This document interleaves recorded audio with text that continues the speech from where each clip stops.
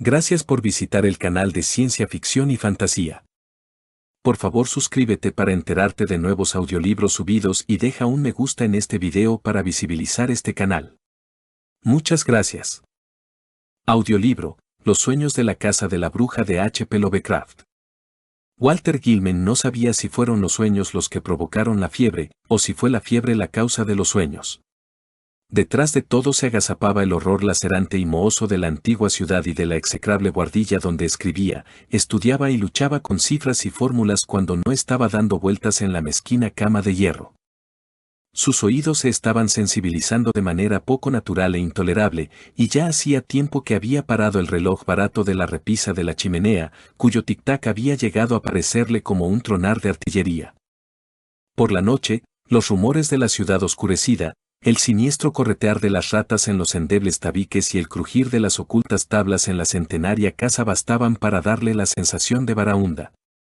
La oscuridad siempre estaba llena de inexplicables ruidos, y no obstante Gilman se estremecía a veces temiendo que aquellos sonidos se apagaran y le permitieran oír otros rumores más leves que acechaban detrás de ellos. Se encontraba en la inmutable ciudad de Arkham, llena de leyendas, de apiñados tejados a la holandesa que se tambaleaban sobre desvanes donde las brujas se ocultaron de los hombres del rey en los oscuros tiempos coloniales. Y en toda la ciudad no había lugar más empapado en recuerdos macabros que el desván que albergaba a Gilman, pues precisamente en esta casa y en este cuarto se había ocultado Kesia Mason, cuya fuga de la cárcel de Salem continuaba siendo inexplicable. Aquello ocurrió en 1692, el carcelero había enloquecido y desvariaba acerca de algo peludo, pequeño y de blancos colmillos que había salido corriendo de la celda de Kesia, y ni siquiera Cotton Mather pudo explicar las curvas y ángulos dibujados sobre las grises paredes de piedra con algún líquido rojo y pegajoso. Posiblemente Gilman no debiera haber estudiado tanto. El cálculo no euclidiano y la física cuántica bastan para violentar cualquier cerebro. Y cuando se los mezcla con tradiciones folclóricas y se intenta rastrear un extraño fondo de realidad multidimensional detrás de las sugerencias espantosamente crueles de las leyendas góticas y de los fantásticos susurros, junto a una esquina de la chimenea, apenas se puede esperar encontrarse completamente libre de una cierta tensión mental. Gilman era de Haverhill, pero solo después de haber ingresado en el Colegio Universitario de Arkham empezó a asociar sus conocimientos matemáticos con las fantásticas leyendas de la magia antigua.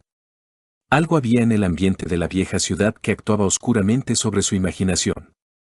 Los profesores de la Universidad de Miskatonic le habían recomendado que fuera más despacio y habían reducido voluntariamente sus estudios en varios puntos. Además, le habían prohibido consultar los dudosos tratados antiguos sobre secretos ocultos que se guardaban bajo llave en la biblioteca de la universidad.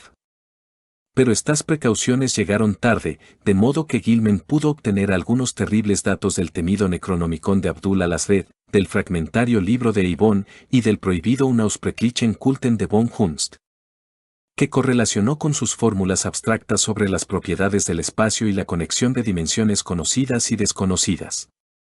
Sabía que su cuarto estaba en la antigua casa de la bruja, en realidad lo había alquilado por tal motivo. En los archivos del condado de Essex figuraban numerosos datos acerca del proceso contra Kesia Mason y lo que esta mujer había admitido bajo presión del tribunal de Oyer y Terminer fascinó a Gilman hasta un punto realmente irrazonable. Kesia le había hablado al juez Atorne de líneas y curvas que podían trazarse para señalar direcciones a través de los muros del espacio, hacia otros espacios de más allá, insinuando que tales líneas y curvas eran utilizadas frecuentemente en ciertas reuniones de medianoche celebradas en el sombrío Valle de la Piedra Blanca, situado más allá de la Loma del Prado y en el islote desierto del río. También había hablado del hombre negro, del juramento que ella había prestado y de su nuevo nombre secreto, Nab. Tras de lo cual trazó aquellas figuras en la pared de su celda y desapareció. Gilman creía cosas extrañas acerca de Kesia y sintió un raro estremecimiento al enterarse de que la casa en que había vivido la anciana seguía en pie después de más de 235 años.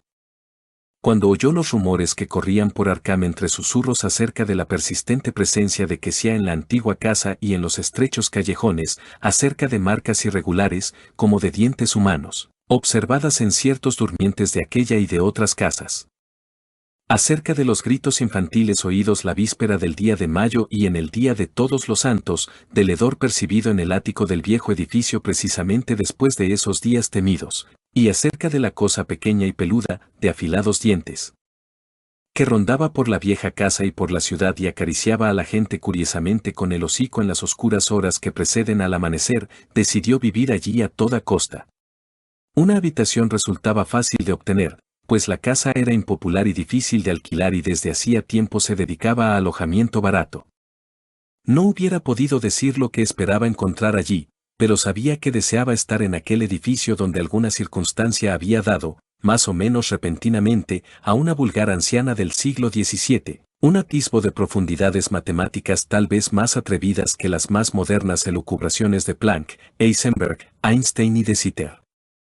Estudió las maderas y las paredes de yeso en busca de dibujos crípticos en los lugares accesibles donde se había desprendido el empapelado, y al cabo de menos de una semana logró alquilar el ático del este en donde se decía que Kessia se había dedicado a la brujería. Había estado desalquilado desde el principio, ya que nadie se había mostrado dispuesto a ocuparlo por mucho tiempo, pero el patrón polaco tenía miedo de alquilarlo. Sin embargo, nada en absoluto le ocurrió a Gilman hasta que le dio la fiebre. Ninguna que sea fantasmal merodeó en los sombríos pasillos o en los aposentos, ninguna cosa pequeña y peluda se deslizó al interior del tétrico cuarto para hocicar a Gilman, ni éste encontró rastros de los conjuros de la bruja pese a su constante búsqueda. Algunas veces, paseaba por el oscuro laberinto de callejuelas sin pavimentar y que olían a moho, donde las misteriosas casas pardas de ignorada antigüedad se inclinaban, se tambaleaban y hacían muecas burlonas a través de las ventanas de pequeños cristales.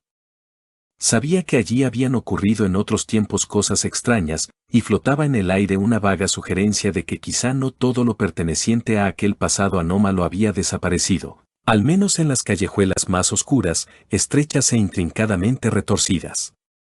En 2 ocasiones remó también hasta el maldecido islote del río e hizo un croquis de los extraños ángulos descritos por las hileras de piedras grises cubiertas de crecido musgo que allí se alzaban y cuyo origen era oscuro e inmemorial. La habitación de Gilman era de buen tamaño pero de forma irregular, la pared del norte se inclinaba perceptiblemente hacia el interior mientras que el techo, de poca altura, bajaba suavemente en igual dirección.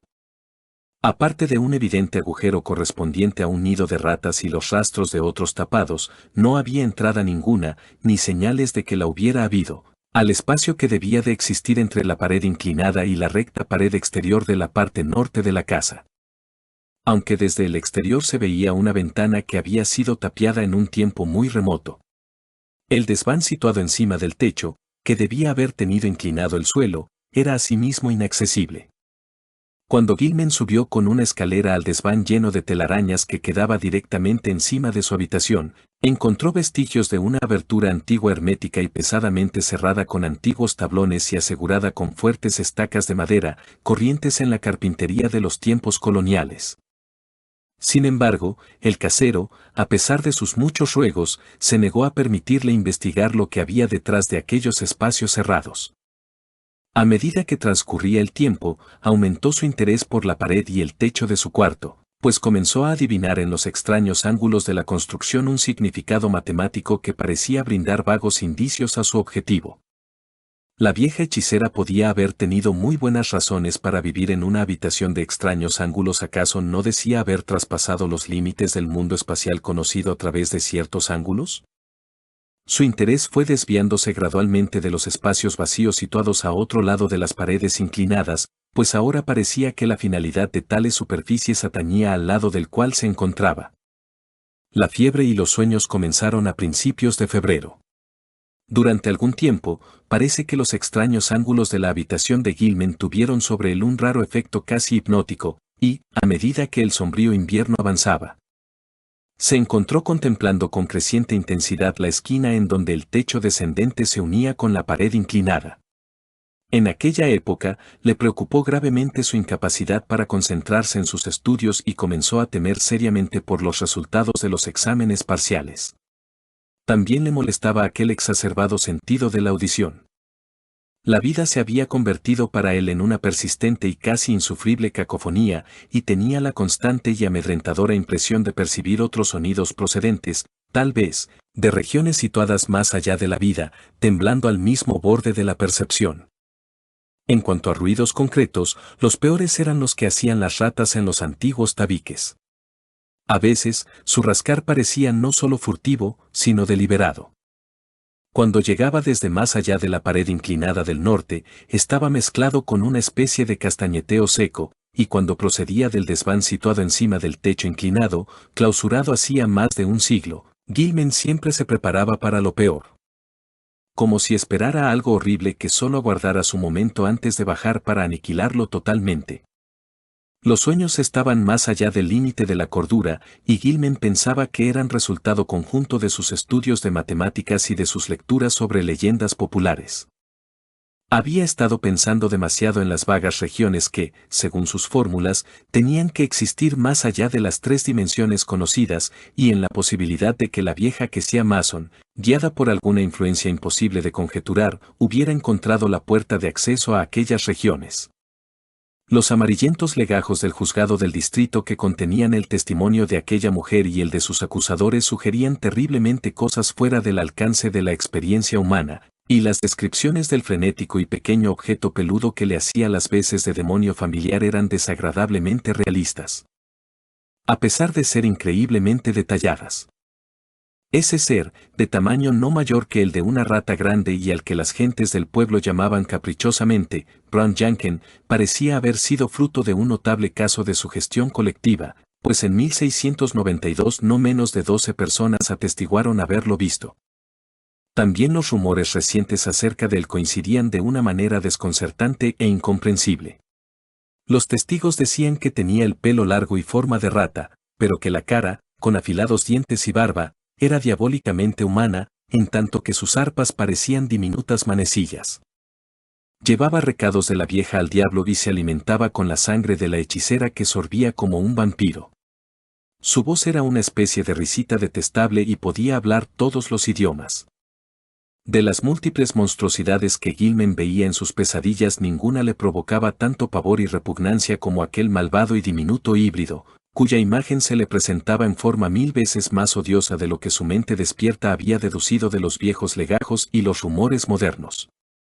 Las pesadillas de Gilman consistían por lo general en soñar que caía en abismos infinitos de inexplicable crepúsculo coloreado y llenos de confusos sonidos, abismos cuyas propiedades materiales y de gravitación Gilman ni siquiera podía concebir.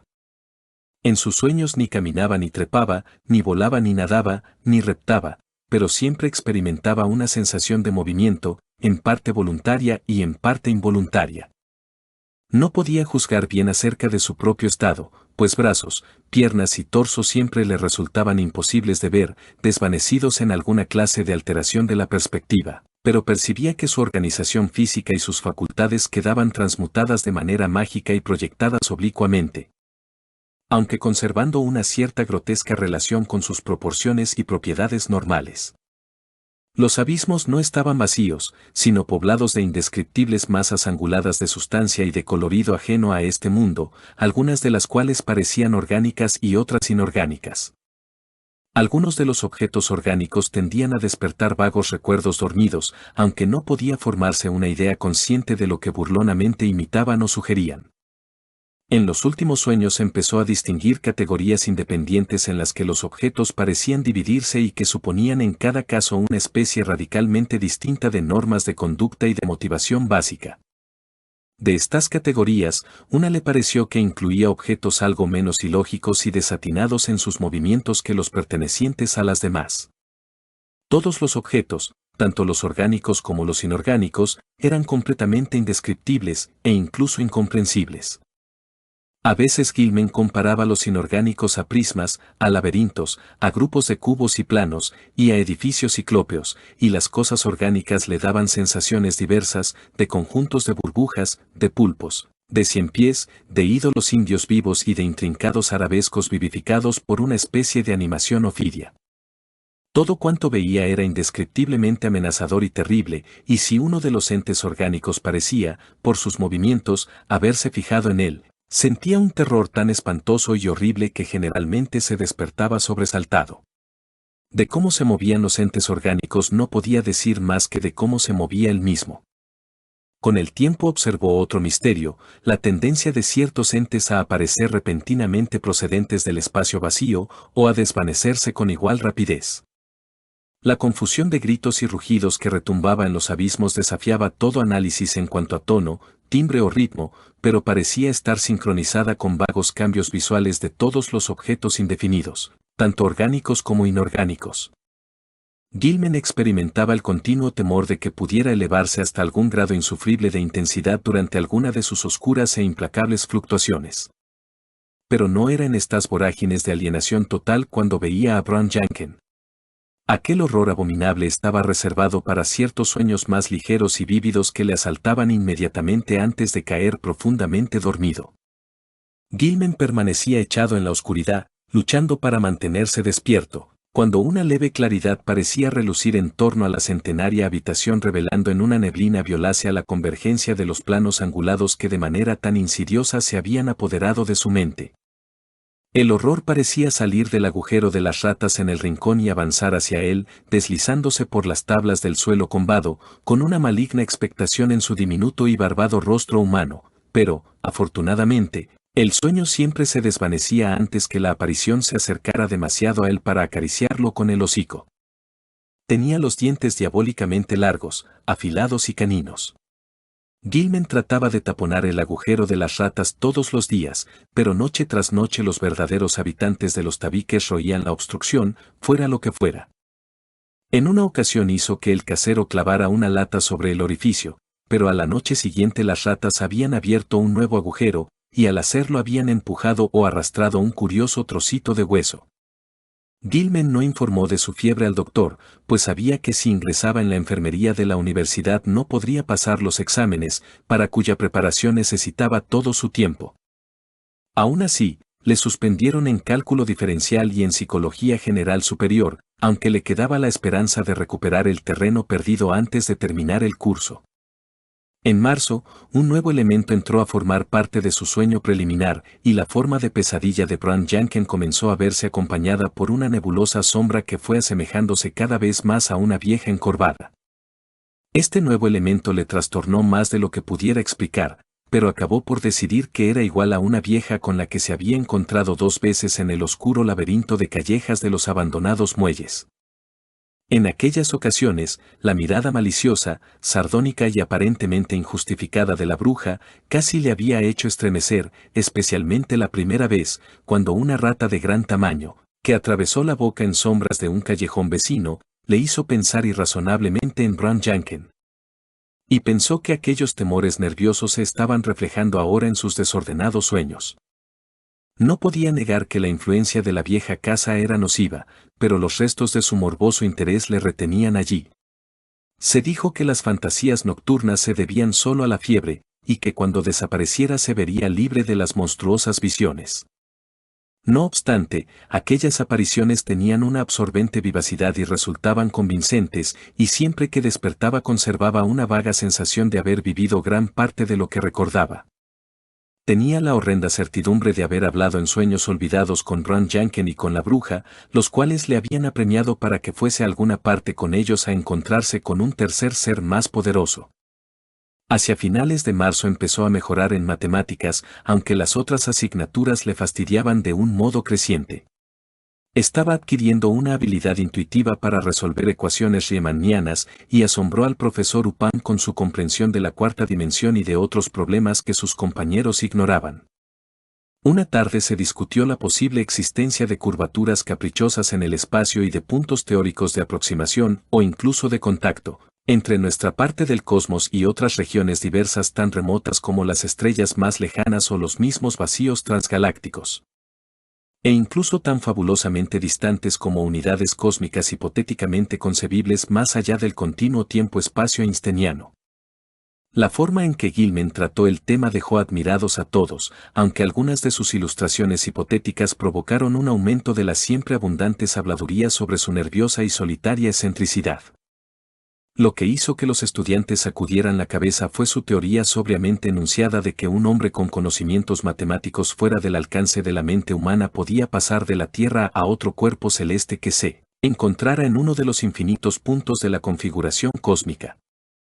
Para ello, dijo, solo serían necesarias 2 etapas. Primero, salir de la esfera tridimensional que conocemos, y segundo, regresar a la esfera de las 3 dimensiones en otro punto, tal vez infinitamente lejano. Que esto se pudiera hacer sin perder la vida era concebible en muchos casos. Cualquier ser procedente de un lugar del espacio tridimensional podría sobrevivir probablemente en la 4ª dimensión, y la supervivencia en la segunda etapa dependería de qué parte extraña del espacio tridimensional eligiera para su reentrada. Los habitantes de algunos planetas podían vivir en otros, incluso en astros pertenecientes a otras galaxias o a similares fases dimensionales de otro continuo espacio-tiempo, aunque, naturalmente, debía existir un inmenso número de ellos mutuamente inhabitables, aunque fueran cuerpos o zonas espaciales matemáticamente yuxtapuestos. También era posible que los habitantes de una zona dimensional determinada pudieran soportar la entrada en muchos dominios desconocidos e incomprensibles de dimensiones más numerosas o indefinidamente multiplicadas, de dentro o de fuera del continuo tiempo-espacio dado, y lo contrario podría darse. Esto era cuestión de conjetura, aunque se podía estar bastante seguro de que el tipo de mutación que supondría pasar de un plano dimensional dado al plano inmediatamente superior no destruiría la integridad biológica tal como la entendemos. Gilman no podía explicar muy claramente las razones que tenía para esta última suposición, pero su vaguedad en este punto quedaba más que compensada por su claridad al tratar otros temas muy complejos. Al profesor Upham le causó especial placer su demostración de la relación que existía entre las matemáticas superiores y ciertas fases de la magia transmitidas a lo largo de los milenios desde tiempos de indescriptible antigüedad, humanos o prehumanos, cuando se tenían mayores conocimientos acerca del cosmos y de sus leyes. Alrededor del 1 de abril, Gilman estaba muy preocupado porque la fiebre no desaparecía. También le inquietaba lo que sus compañeros de hospedaje decían acerca de su sonambulismo. Parece que se ausentaba frecuentemente de la cama, y los crujidos de la madera del suelo de su habitación a ciertas horas de la noche despertaron más de una vez al huésped de la habitación de abajo. Aquel sujeto habló también del ruido de pies calzados durante la noche, pero Gilman estaba seguro de que en esto se equivocaba, porque sus zapatos y también el resto de la ropa siempre estaban en su sitio por la mañana. En aquella casa vieja y deteriorada podían experimentarse las sensaciones más absurdas. ¿Acaso el propio Gilman no estaba seguro de oír, en pleno día, ciertos ruidos, aparte del rascar de las ratas, procedentes de las negras bóvedas situadas más allá de la pared inclinada y del techo descendente? Sus oídos, de sensibilidad patológica, comenzaron a captar débiles pasos en el desván, cerrado desde tiempo inmemorial, encima de su habitación, y algunas veces la ilusión de tales pasos tenía un realismo angustioso. Sin embargo, sabía que su sonambulismo era cierto, pues 2 noches habían encontrado vacía su habitación con toda la ropa en su lugar. Se lo había asegurado Frank Elwood, el compañero de estudios, cuya pobreza le había obligado a hospedarse en aquella escuálida casa, de manifiesta impopularidad. Elwood había estado estudiando hasta la madrugada, y subió para que Gilman le ayudara a resolver una ecuación diferencial, encontrándose con que no estaba en su cuarto. Había sido algo atrevido de su parte abrir la puerta, que no estaba cerrada con llave, después de llamar y no recibir respuesta, pero necesitaba ayuda y pensó que a Gilman no le importaría demasiado que lo despertara suavemente. Pero Gilman no estaba allí ninguna de las 2 veces, y cuando Elwood le contó lo sucedido se preguntó dónde podía haber estado vagando, descalzo y solo con sus ropas de dormir. Decidió investigar el asunto si continuaban las noticias acerca de sus paseos sonámbulos y pensó en esparcir harina sobre el suelo del pasillo para averiguar a dónde se dirigían sus pisadas. La puerta era la única salida concebible, ya que la estrecha ventana daba al vacío. Avanzado el mes de abril, llegaron a oídos de Gilman, aguzados por la fiebre, las dolientes plegarias de un hombre supersticioso que arreglaba telares llamado Joe Majorwex, y cuya habitación se encontraba en la planta baja. Masureguis había contado absurdas historias acerca del fantasma de la vieja Quesia y de aquel ser husmeante, peludo y de dientes afilados, afirmando que algunas veces le perseguían de tal manera que solo su crucifijo de plata, que con ese propósito le había regalado el padre Elvaniki, de la iglesia de San Estanislao, podía darle algún alivio. Ahora rezaba porque se acercaba el Sabbat de las brujas. La víspera del 1 de mayo era la noche de Walpurgis II, cuando los espíritus infernales vagaban por la tierra y todos los esclavos de Satanás se congregaban para entregarse a ritos y actos indecibles. Siempre era una mala fecha en Arkham, aunque la gente de categoría de la avenida Miskatonic y de la Ziggy Saltonstall Streets pretendían no saber nada acerca de ello. Ocurrirían cosas desagradables y probablemente desaparecerían 1 o 2 niños. Joe sabía de estas cosas, pues su abuela, en su país de origen, lo había oído de labios de la suya. Lo más prudente era rezar el rosario en este periodo. Hacía 3 meses que ni Kesia ni Brown Jenkins se habían acercado a la habitación de Joe, ni a la de Paul Konsky, ni a ningún otro sitio, y esto era un mal síntoma. Algo deberían estar tramando. El día 16, Gilman fue al consultorio del médico y se sorprendió al comprobar que su temperatura no era tan alta como había temido. El médico le interrogó a fondo y le aconsejó que fuese a ver a un especialista de los nervios. Gilman se alegró de no haber consultado al médico de la universidad, un hombre más inquisitivo. El viejo Waldron, que ya anteriormente le había restringido el trabajo, le hubiera obligado a tomarse un descanso, cosa imposible ahora que estaba a punto de obtener grandes resultados con sus ecuaciones. Se encontraba indudablemente próximo a la frontera entre el universo conocido y la cuarta dimensión, y nadie era capaz de predecir hasta dónde podría llegar. A veces se preguntaba sobre el motivo de tan extraña confianza, incluso cuando pensaba así. ¿Provenía este peligroso sentido de inminencia de las fórmulas con que cubría tantos papeles día tras día? Los pasos amortiguados, furtivos e imaginarios del clausurado desván le alteraban. Y ahora, además, tenía la creciente sensación de que alguien estaba tratando de persuadirle constantemente de que hiciera algo terrible que no podía hacer. ¿Y el sonambulismo? ¿A dónde iba algunas noches? ¿Qué era aquella leve sugerencia de sonido que a veces parecía vibrar a través de la confusión de rumores identificables, incluso a plena luz del día y en plena vigilia? Su ritmo no correspondía a nada terreno, como no fuera a la cadencia de 1 o 2 innombrables cantos de aquelarre, y algunas veces temía que correspondieran a ciertos atributos de los vagos gritos o rugidos oídos en aquellos abismos soñados totalmente extraños. En tanto, los sueños se iban haciendo atroces. En la fase preliminar más ligera la vieja malvada se le aparecía claramente, y Gilman comprendió que era la que le había atemorizado en los barrios pobres. La encorvada espalda, la nariz ganchuda y la barbilla llena de arrugas eran inconfundibles, y sus ropas pardas e informes eran las que él recordaba. La cara de la vieja tenía una expresión de horrible malevolencia y exultación, y cuando Gilman despertaba podía recordar una voz cascada que persuadía y amenazaba. Gilman tenía que conocer al hombre negro e ir con ellos hasta el trono de Azatoth, en el mismo centro del caos esencial. Esto era lo que decía la bruja. Tendría que firmar en el libro de Azatoth con su propia sangre y adoptar un nuevo nombre secreto, ahora que sus investigaciones independientes habían llegado tan lejos. Lo que le impedía ir con ella y Brown Jenkins y el otro al trono del caos, en torno del cual tocan las agudas flautas descuidadamente, era porque había visto el nombre, Azatoth, en el Necronomicon, y sabía que correspondía a un mal primordial demasiado horrible para ser descrito. La vieja se materializaba siempre cerca del rincón donde se unían la pared inclinada y el techo descendente.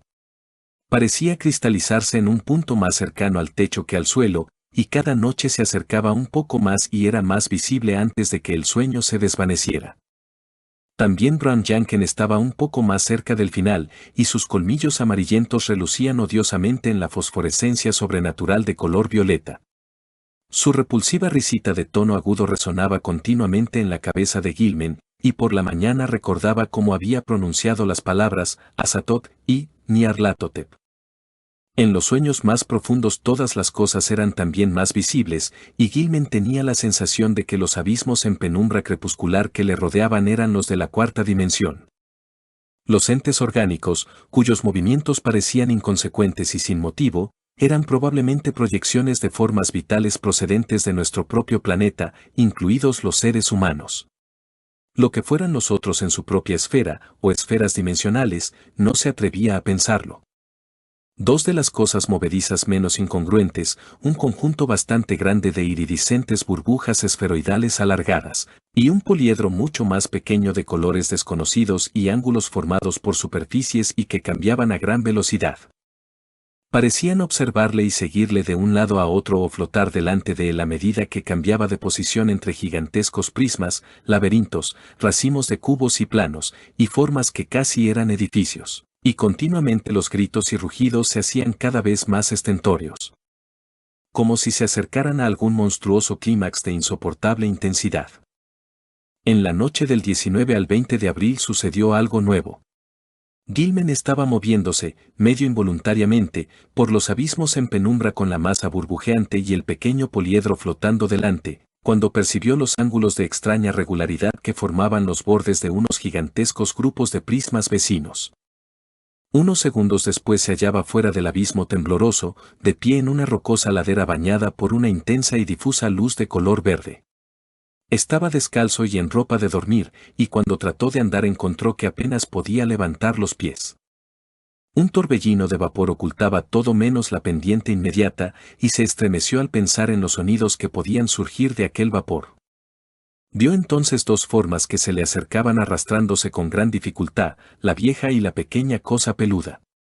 La bruja se puso trabajosamente de rodillas y consiguió cruzar los brazos de singular manera, en tanto que Bran Jenkins señalaba en cierta dirección con una zarpa horriblemente antropoide que levantó con evidente dificultad. Movido por un impulso involuntario, Gilman se arrastró en la dirección señalada por el ángulo que formaban los brazos de la bruja y la diminuta garra del diabólico engendro, y antes de dar 3 pasos arrastrando los pies se encontró nuevamente en los ensombrecidos abismos. Bullían a su alrededor formas geométricas y cayó vertiginosa e interminablemente, para acabar despertando en su lecho, en la buhardilla demencialmente inclinada de la vieja casa embrujada. Por la mañana se sintió sin fuerzas para nada y no asistió a ninguna de las clases.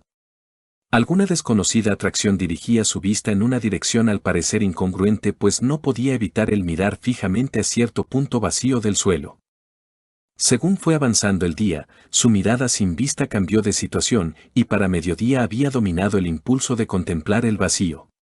A eso de las 2 salió a comer y mientras recorría las angostas callejuelas de la ciudad se encontró girando siempre hacia el sudeste. Con gran esfuerzo se detuvo en una cafetería de Church Street y después del almuerzo sintió el misterioso impulso con mayor intensidad. Tendría que consultar a un especialista de los nervios después de todo, pues tal vez aquello estuviera relacionado con su sonambulismo, pero mientras tanto podría intentar al menos romper por sí mismo el morboso encantamiento. Indudablemente, era aún capaz de resistir el misterioso impulso, de modo que se dirigió deliberadamente y muy decidido hacia el norte por Garrison Street. Cuando llegó al puente que cruza el Miskatonic le corría un sudor frío, y se agarró a la barandilla de hierro mientras contemplaba el islote de mala fama, cuyas regulares rengleras de antiguas piedras en pie parecían cavilar sombríamente en medio del sol de la tarde. Y algo le sobresaltó entonces. Pues había un ser vivo claramente visible en el desolado islote, y al volver a mirar se dio cuenta de que era la extraña vieja cuyo siniestro aspecto tanto le había impresionado en sus sueños. También se movían las altas hierbas cerca de ella, como si algún otro ser vivo se estuviese arrastrando por el suelo. Cuando la vieja empezó a volverse hacia él, Gilman huyó precipitadamente del puente y se refugió en el laberinto de callejas del muelle. Aunque el islote estaba a buena distancia, sintió que un maleficio monstruoso e invencible podía brotar de la sardónica mirada de aquella figura encorvado y vieja vestida de marrón.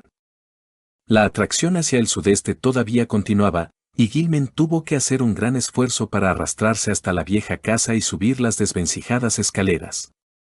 Estuvo varias horas sentado, silencioso y enajenado, mientras su mirada se iba volviendo paulatinamente hacia el oeste.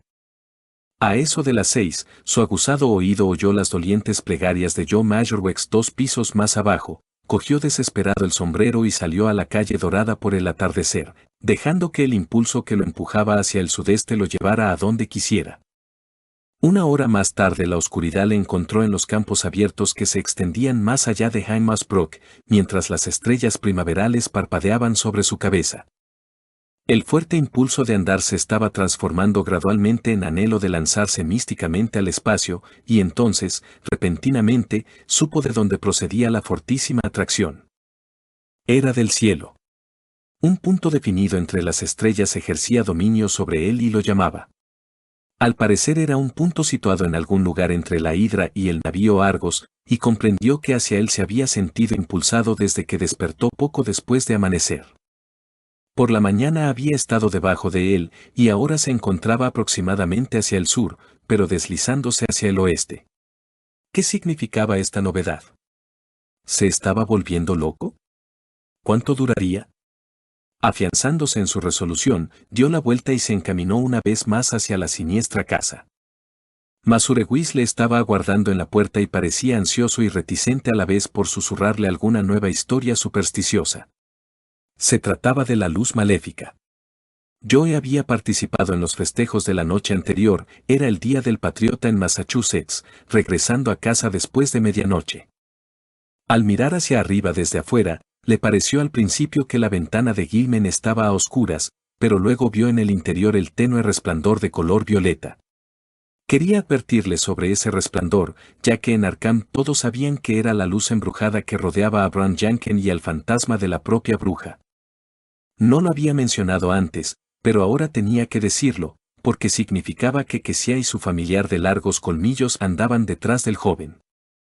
Algunas veces, Paul Choinsky, Dombrowski, el casero, y él habían creído ver el resplandor filtrándose por entre las rendijas del clausurado desván, encima de la habitación que ocupaba el señor, pero los tres habían acordado no hablar del asunto. Sin embargo, más le valdría al señor buscar habitación en algún otro lugar y pedir un crucifijo a algún buen sacerdote como el padre Elvaniki.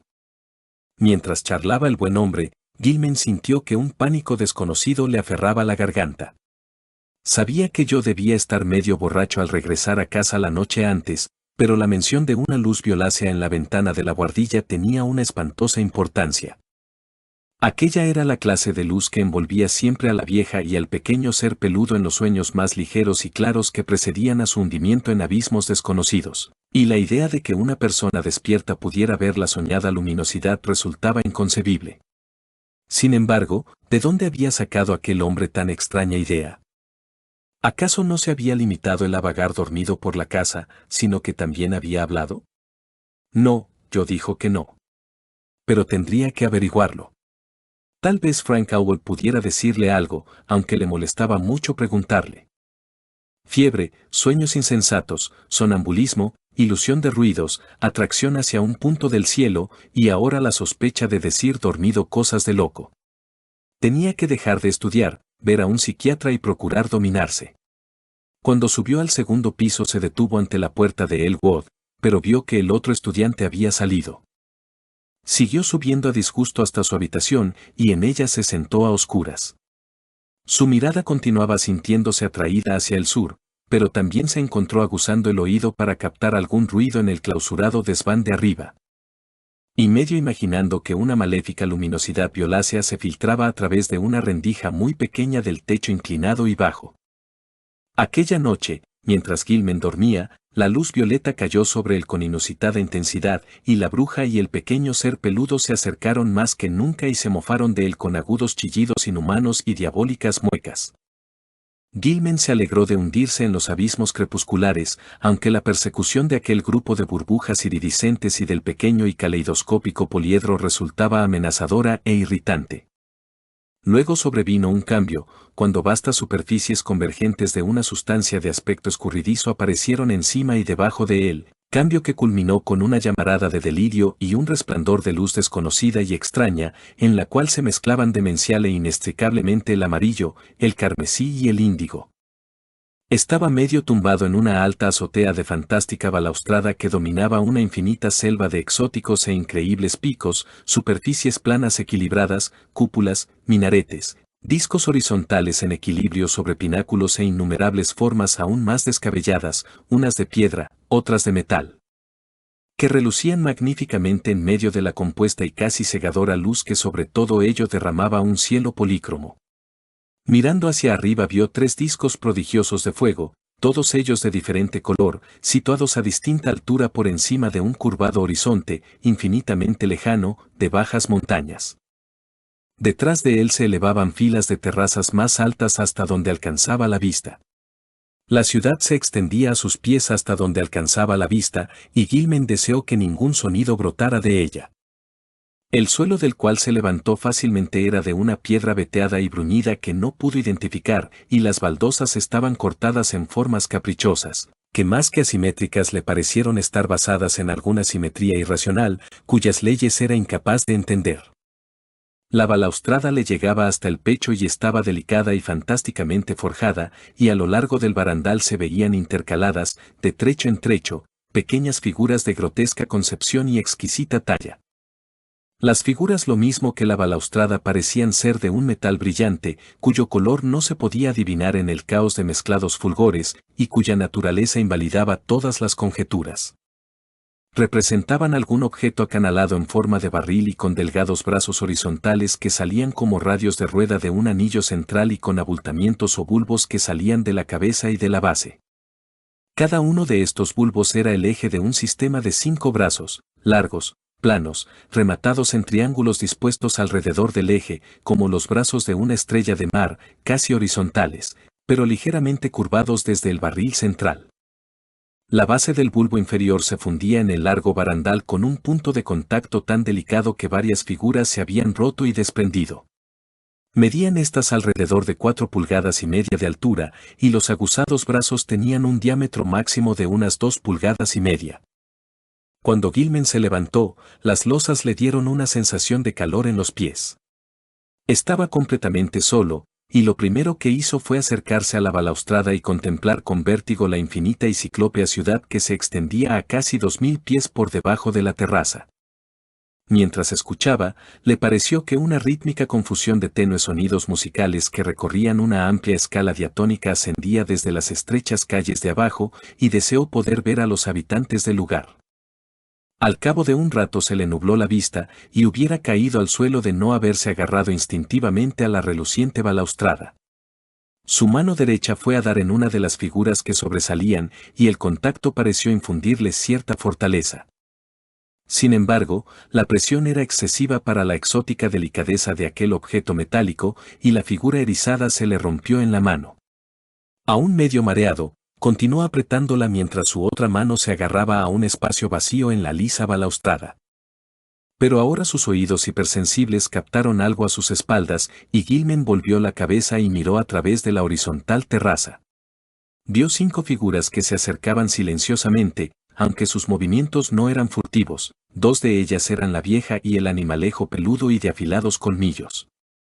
Las otras 3 fueron las que le redujeron a la inconsciencia, pues eran representaciones vivas, de unos 8 pies de altura, de las equinodérmicas figuras de la balaustrada, que avanzaban valiéndose de las vibraciones de los brazos inferiores de estrella de mar que agitaban como una araña mueve las patas. Gilman despertó en la cama, empapado de sudor frío y con una sensación de escozor en la cara, manos y pies. Saltando al suelo, se lavó y vistió con frenética rapidez, como si le fuera indispensable salir de la casa lo antes posible. No sabía a dónde quería ir, pero comprendió que tendría que sacrificar las clases otra vez. La extraña atracción hacia aquel punto situado entre la hidra y el navío Argo había disminuido, pero otra fuerza todavía más potente la había reemplazado. Ahora notaba que tenía que dirigirse hacia el norte, infinitamente al norte. Sintió miedo de cruzar el puente desde el cual se veía el islote en medio del río Miskatonic, de modo que se dirigió al puente de la avenida Peabody. Tropezaba a menudo, pues ojos y oídos permanecían encadenados a un altísimo punto del vacío cielo azul. Después de 1 hora aproximadamente, consiguió un mayor dominio de sí mismo y vio que se había alejado mucho de la ciudad. Todo cuanto le rodeaba tenía la estéril tristeza de las salinas, y el estrecho camino que se alejaba delante de él conducía a Innsmouth, esa antigua ciudad abandonada que la gente de Arkham estaba curiosamente poco dispuesta a visitar. Aunque la atracción hacia el norte no había disminuido, la resistió como había aguantado la otra y finalmente acabó por descubrir que casi podía contrarrestarlas una con otra. Regresó a la ciudad y, luego de tomar una taza de café en un bar, se arrastró hacia la biblioteca pública y allí estuvo hojeando distraídamente una serie de revistas amenas. Unos amigos observaron lo quemado que estaba por el sol, pero Gilman no les habló de su paseo. A las 3 almorzó algo en un restaurante y observó que la atracción o se había atenuado o se había dividido. Se metió en un cine barato para matar el tiempo, y vio la misma película una y otra vez sin prestarle atención. A eso de las 9 de la noche volvió a casa y entró en ella lentamente. Joe Masurewis estaba allí mascullando oraciones y Gilman subió apresuradamente a su guardilla sin detenerse para ver si Elwood estaba en casa. Fue al encender la débil luz cuando le atenazó la sorpresa. Vio inmediatamente que sobre la mesa había algo que no debía estar allí, y una segunda ojeada no dejó lugar a dudas. Tumbada sobre un costado, pues no podía tenerse en pie, estaba la exótica y erizada figura que en el monstruoso sueño había arrancado de la fantástica balaustrada. No le faltaba ningún detalle. El asomado centro en forma de barril, los delgados brazos radiados, los abultamientos en los dos extremos y los delgados brazos de estrella de mar, ligeramente curvados hacia afuera, que salían de aquellos abultamientos, todo estaba allí. A la luz de la bombilla, el color parecía ser una especie de gris iridiscente veteado de verde, y Gilman pudo ver, en medio de su horror y de su asombro, que uno de los abultamientos acababa en un borde irregular y roto correspondiente al anterior punto de unión con la soñada balaustrada. Tan solo el estar próximo al estupor le impidió gritar. Aquella fusión de sueño y realidad resultaba imposible de soportar. Aturdido, tomó el objeto y bajó tambaleándose a la habitación de Dombrowski, el casero. Las dolientes plegarias del supersticioso Masurewis se oían todavía en los húmedos pasillos, pero a Gilman ya le tenían sin cuidado. Dombrowski estaba en casa y le acogió amablemente. No había visto nunca aquel objeto y nada sabía acerca de ello. Pero su mujer le había dicho que había encontrado una cosa rara de latón en una de las camas cuando limpiaba a mediodía, y tal vez fuera aquello. Dombrowski llamó a su mujer y ella entró contoneándose como un pato. Sí, era aquello. Lo había encontrado en la cama del señor, en la parte más cercana a la pared. Le había parecido raro, pero, claro, el señor tenía tantas cosas raras en la habitación, libros, objetos curiosos, cuadros. Desde luego, ella no sabía nada acerca de aquella figura. De modo que Gilman volvió a subir las escaleras más desconcertado que nunca, convencido de que estaba todavía soñando o de que su sonambulismo le había llevado a extremos inconcebibles y a robar en lugares desconocidos. ¿En dónde habría cogido aquel extraño objeto? No recordaba haberlo visto en ningún museo de Arkham. Claro que de algún sitio había tenido que salir, y el verlo mientras lo cogía en sueños debía haber provocado la escena de la terraza con la balaustrada. Al día siguiente haría algunas cautelosas indagaciones, e iría a consultar al especialista en enfermedades nerviosas. En tanto, trataría de vigilar su sonambulismo. Al subir al piso de arriba y cruzar el pasillo de la buhardilla, esparció en el suelo algo de harina que había pedido prestada al casero después de explicarle francamente para qué la quería. Entró en su cuarto, puso el aguzado objeto sobre la mesa, se echó en la cama, completamente agotado mental y físicamente, sin detenerse para desnudarse. Desde el hermético desván le llegó el apagado rumor de uñas y pasos de patas diminutas, pero se encontraba demasiado cansado para preocuparse por ello. Aquella misteriosa atracción hacia el norte comenzaba de nuevo a ser fuerte, aunque ahora parecía proceder de un lugar del cielo mucho más cercano. A la cegadora luz violeta del sueño, la vieja y el pequeño ser peludo de afilados colmillos se presentaron de nuevo, con mayor claridad que en ninguna ocasión anterior. Esta vez llegaron hasta él, y Gilman sintió que las secas garras de la bruja le agarraban. Sintió también que le sacaban violentamente de la cama y le conducían al vacío espacio, y durante un momento oyó los rítmicos rugidos y vio el amorfo crepúsculo de los abismos difusos que hervían a su alrededor. Pero el momento fue fugaz, pues inmediatamente se encontró en un pequeño y descuidado recinto limitado por vigas y tablones sin cepillar que se elevaban para juntarse en ángulo por encima de él y formaban un curioso declive bajo sus pies. En el suelo había cajones achatados colmados de libros muy antiguos en diversos estados de conservación, y en el centro había una mesa y un banco, al parecer sujetos al suelo. Encima de los cajones había una serie de pequeños objetos de forma y uso desconocidos, y a la brillante luz violeta Gilman creyó ver un duplicado de la erizada figura que tanto le había intrigado. A la izquierda, el suelo bajaba bruscamente dejando un hueco negro y triangular del cual surgió, tras un segundo de secos ruidos, el odioso ser peludo de amarillentos colmillos y barbado rostro humano.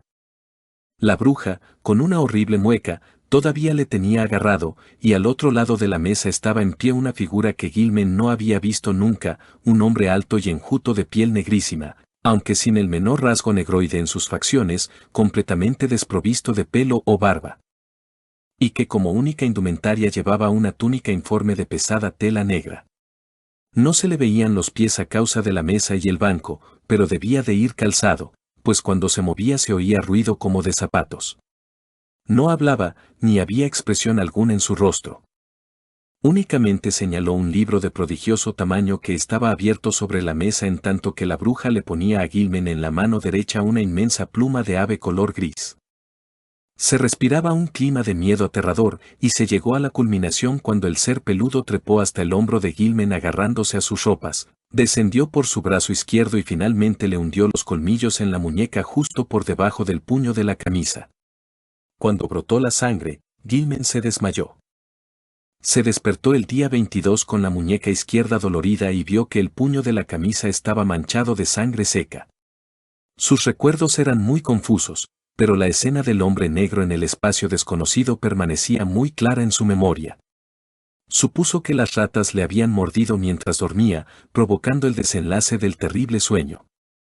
Abrió la puerta y vio que la harina que había esparcido sobre el suelo del pasillo estaba intacta, exceptuando las enormes pisadas del hombre que se hospedaba en el otro extremo de la buhardilla.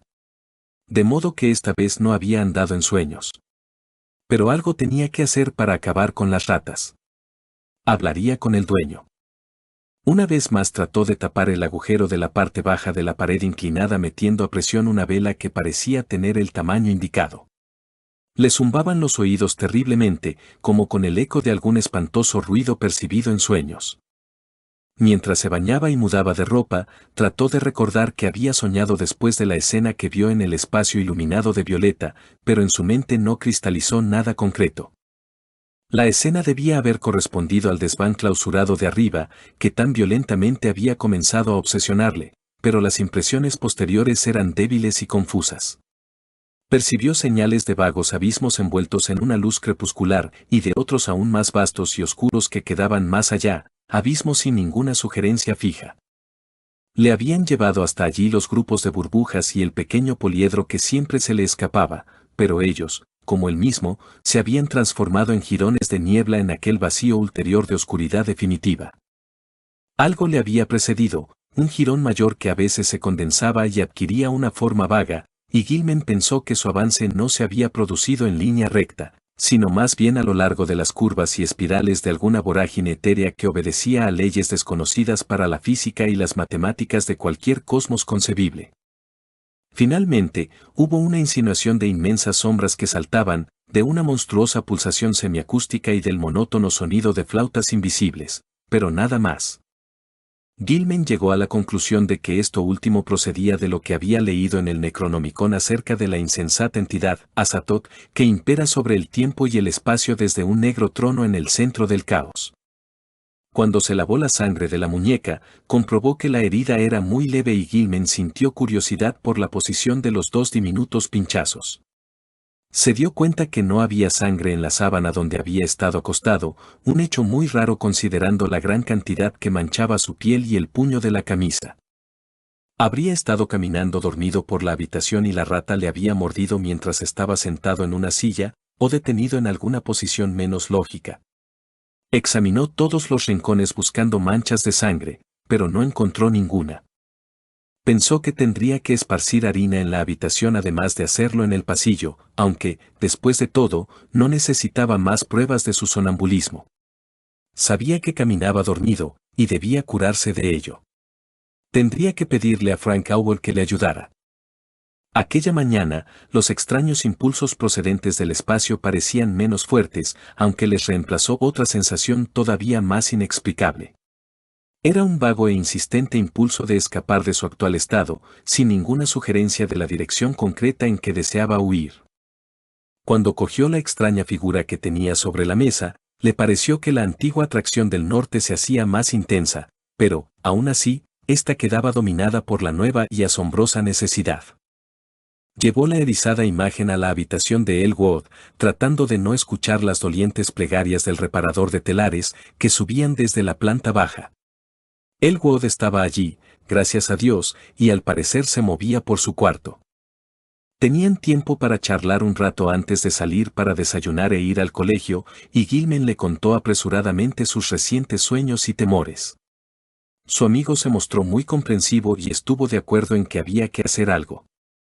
Le impresionó el aspecto enfermizo que presentaba su compañero y notó que estaba muy quemado por el sol, como otros lo habían notado la semana anterior. Sin embargo, no fue mucho lo que pudo decirle. No había visto a Gilman andar en sueños, y no tenía la menor idea de lo que podía ser la curiosa imagen. Pero había oído al canadiense francés que se hospedaba debajo de Gilman conversando con Masurewis una noche. Hablaban del temor que les inspiraba la próxima noche de Walpurgis, para la que solo faltaban pocos días, e intercambiaban comentarios compasivos sobre el pobre y predestinado Gilman.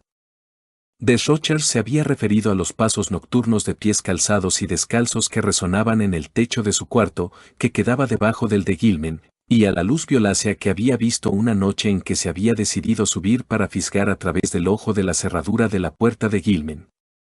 Pero, según dijo a Masurewis, no se había atrevido a mirar cuando había percibido aquella luz por las rendijas de la puerta. También había oído hablar en voz baja, pero cuando empezó a describir lo que escuchó, su voz se convirtió en un susurro inaudible. Elwood no podía imaginar que había impulsado a los supersticiosos a murmurar, pero suponía que sus imaginaciones respondían al continuo trasnochar de Gilman, a su sonambulismo y a la proximidad de la noche de Walpurgis, tradicionalmente temida. Era evidente que Gilman hablaba dormido y al escuchar por el ojo de la cerradura, Desrochers había imaginado lo de la luz violácea. Esas gentes ignorantes estaban siempre dispuestas a suponer que habían visto cualquier cosa extraña de la que hubieran oído hablar. En cuanto a un plan de acción, lo mejor sería que Gilman se trasladara a la habitación de Elwood y evitara dormir solo.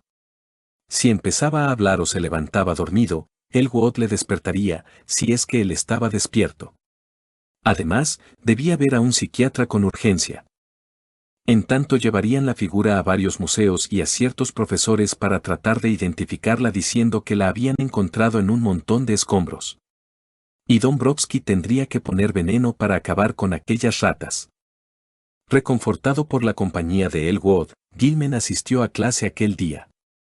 Continuaban acosándole extraños impulsos, pero consiguió vencerlos con considerable éxito. Durante un descanso mostró la extraña figura a varios profesores que se mostraron profundamente interesados, aunque ninguno de ellos pudo arrojar ninguna luz sobre su naturaleza u origen. Aquella noche durmió en un diván que Elwood le pidió al patrón que subiera a la segunda planta, y por primera vez en varias semanas durmió completamente libre de pesadillas. Pero continuaba teniendo algo de fiebre, y los rezos de Masurewis seguían molestándole. En los días sucesivos, Gilman se vio casi totalmente libre de síntomas morbosos.